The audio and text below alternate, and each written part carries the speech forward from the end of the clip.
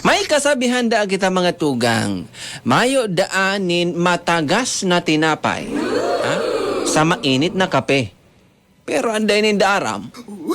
Ha? No. May nagtatagas burubangge. Madunong matagas ang payo. Nagbabarabagyo dadig di sa Bicol, mga tugang. Hindi ko anong bagyo ito mga pangga, bagyong kunyang ganito, bagyong tukso. Sakto da, grabe da, sudoros talagang sobrang kusog.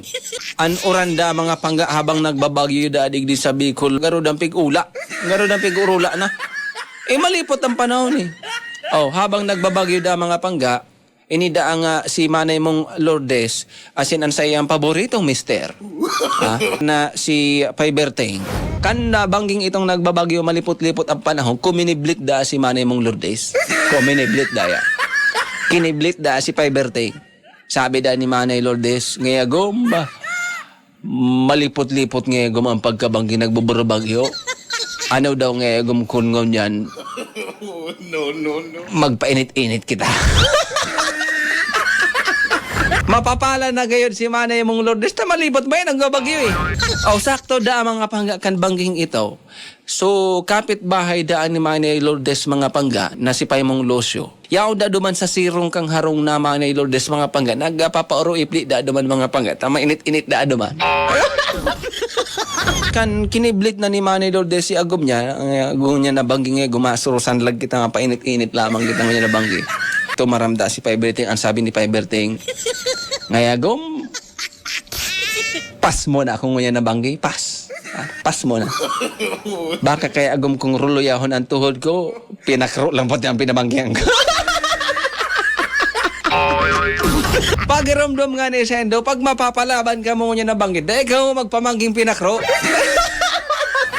Maadangog daan ni Pailos yung mga pangga, nagsusirip duman sa siro.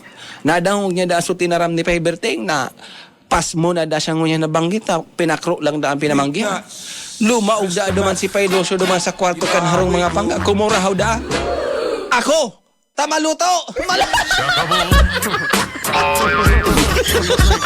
Nakalabang sumaluto.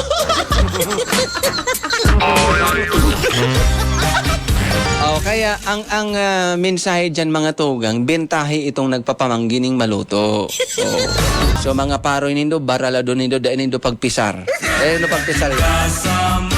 Baragaso nindo. Tabentahe itong ang kinakan maluto kumpara duman sa ang kinakan pinakro. Pas mo na kita ngunya na banggi agam, pinakro lang pati ang laog kanto lakaw baka kapuyong. Kumuraho dahil si Pailos yung mga pangga, hali dyan ako! Tamaluto! Salamat kay Pading Raymart Perdon sa pagpadara ka ng istorya sa Facebook. Thank you so much. Pagiramdam ini po istorya sa nakatang isip, imbento, ano man ang pagkakaparehas sa bagay, lugar, pangyari o pangaran, di nanganghulugan na totoo kung may kaparehas. Ini po imbento sa na, di po sinasadya. Alright?